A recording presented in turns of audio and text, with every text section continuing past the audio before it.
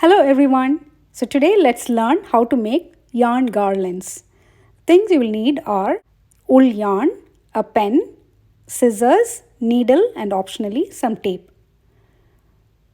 So place a piece of wool thread on the pen from the middle till the end. For the first couple of flowers that you make, until you get a hang of it, it might be useful to put a small piece of tape at the end so that this piece of thread doesn't keep slipping off of the pen. Now take the longer piece of the yarn or just right from the yarn bundle. You start swirling it around the pen like 40 times, but you remember to do it like forward 10 times, backward 10 times and so on, so that the swirls are even and the petals of the flower will also look uniform and nice. Once you're done going around like 40 times around the pen, you take the green thread from underneath and make a loose knot around the swirls. Keep it loose and slip the whole thing off of the pen and make it tighter now. And make 2 more knots to secure it and keep it in place. Now trim off any edges or hanging loose threads that come out of the flower and your flower is ready. So for a recap now, place a small piece of thread, put a tape and start winding the yarn around it. Here I've shown it in 2 different colors so that you can see it clearly, but otherwise you can use the same yarn for both. Just put a small piece, cut it and continue swirling with the rest of the thread. Once it is around 40, you can cut the thread off, bring the green thread from underneath, make a loose knot, slip it off of the pen, make 2 more tight knots and trim off any loose threads hanging so that you don't see any of the green color or something coming out of the flower. So this is showing how to make it without the tape using the same color thread. Then the rest of the steps are exactly the same.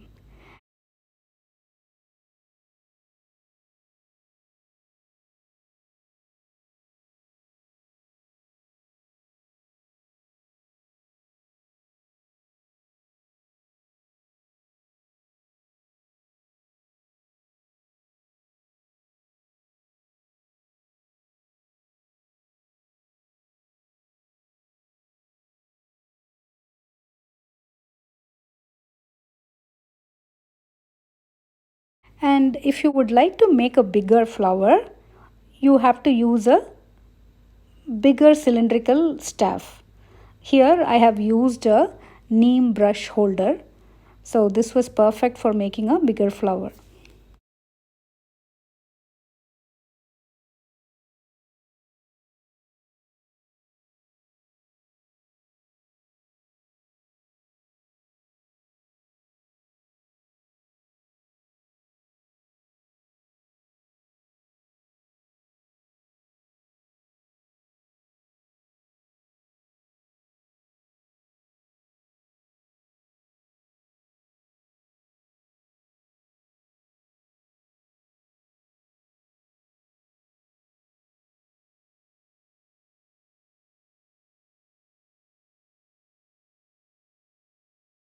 So now on to making the garland.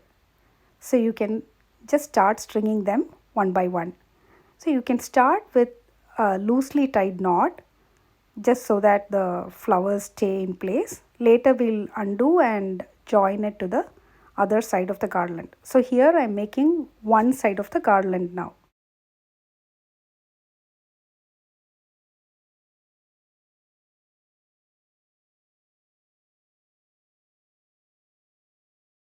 You can even string a bunch of them together like 4 or 5 at a time, but then you have to be careful not to squish them too much, or just do it one by one.